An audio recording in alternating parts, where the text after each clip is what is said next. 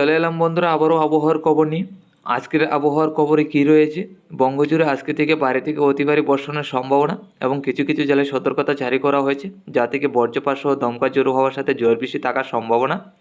তো কোন কোন জেলায় কী পরিমাণ বৃষ্টি থাকবে তা আমরা জেনে নিচ্ছি। আমরা সরাসরি চলে এলাম লাইভ ট্রেকিংয়ে। আজ 22 তারিখ বৃহস্পতিবার, ফেব্রুয়ারি মাস 2024। আমরা প্রথমে দেখে নিচ্ছি নিম্নচাপ। দেখুন আজকে সকাল থেকে আমরা যেটা লক্ষ্য করতে পেরেছি, বাংলাদেশের একাধিক জেলায় রয়েছে নিম্নচাপ এবং বৃষ্টি আজকে সকাল থেকে। বিশেষ করে সিলেট, ময়মনসিংহ, রংপুরের সাইড নিয়ে কালাইয়ের দিকে রয়েছে হালকা থেকে মাঝারি বর্ষণ। এছাড়া আসামের শিলচর, গুয়াহাটি, আলিপুরদুয়ার এরই মধ্যে রয়েছে হালকা পাতলা ঝড় বৃষ্টি। আর আমাদের ত্রিপুরা রাজ্যে হালকা পাতলা মেঘ রয়েছে এবং সকালে ছিটাফোটা বৃষ্টি হয়েছে, কিন্তু বর্তমান সময়ে পরিষ্কার আছে, বৃষ্টি কিন্তু নেই। তবে হালকা পাতলা মাঝে মধ্যে মেঘলা ভাব আমরা লক্ষ্য করতে পারছি আমাদের ত্রিপুরায় এবং বাংলাদেশের ঢাকা, কুমিল্লা, বরিশালের দিকেই। তো আমাদের ত্রিপুরা রাজ্যে কোন সময় নিম্নচাপগুলি আসতে যাচ্ছে, 10টা-11টার মধ্যে গেলে, 11টা নয় 12টা-1টার দিকে গেলে এই নিম্নচাপটা লক্ষ্য করতে পারছি আমাদের ত্রিপুরার দিকে এগিয়ে আসবে। তাতে আমাদের ত্রিপুরা রাজ্যে হালকা থেকে মাঝারি বর্ষণ হওয়ার সম্ভাবনা আছে দুপুরের মধ্যে, আসামের শিলচরের মধ্যেও।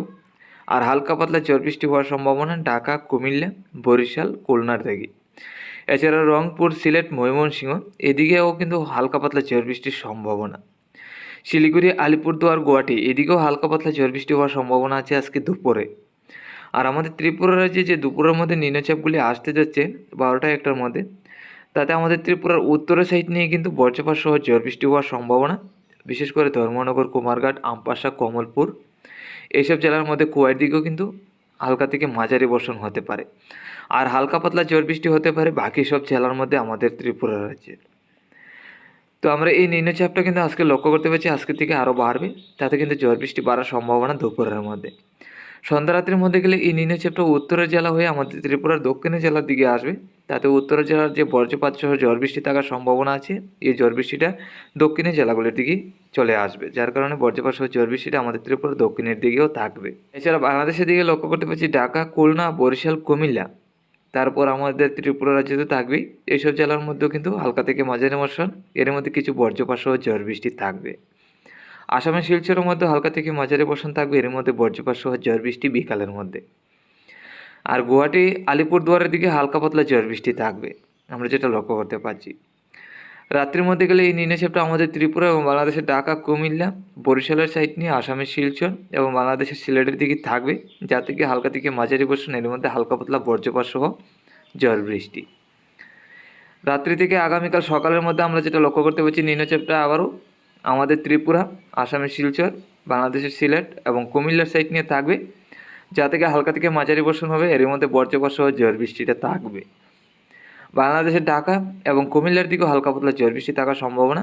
রংপুর, রাজশাহীর সাইড নিয়েও হালকা পাতলা ঝড় বৃষ্টির সম্ভাবনা আছে। 23 তারিখ সকালের থেকে দুপুরের মধ্যে যদি যাই আমরা, এই নিম্নচাপটা আমাদের ত্রিপুরা, তারপর কুমিল্লা, বরিশাল, চট্টগ্রামের উত্তরে খাগড়াছড়ির দিকে, আসামের শিলচর, বাংলাদেশের সিলেট এসব জেলার মধ্যে হালকা পাতলা ঝড় বৃষ্টিটা থাকবে। গুয়াহাটি, আলিপুরদুয়ারের দিকে বৃষ্টি না থাকলেও হালকা পাতলা মেঘলা ভাব এবং হালকা পাতলা নিম্নচাপ। সন্ধ্যা রাত্রির মধ্যে গেলে এই নিম্নচাপটা হালকা পাতলা থাকবে, তা থেকে বৃষ্টি না থাকলেও হালকা পাতলা মেঘ থাকবে বাংলাদেশের সিলেট, ময়মনসিংহ, ঢাকা, বরিশাল, কুমিল্লা, আমাদের ত্রিপুরা, আসামের শিলচরের মধ্যে। তো বন্ধুরা, এই ছিল আজকে এবং আগামীকালকের আবহাওয়ার খবর। কোন কোন জেলায় কী পরিমাণ বৃষ্টি থাকবে এখন দেখে নিচ্ছি পরবর্তী দিনগুলিতে কী পরিমাণ বৃষ্টির সম্ভাবনা। 24 তারিখ সকাল থেকে পরিষ্কার হয়ে যাবে।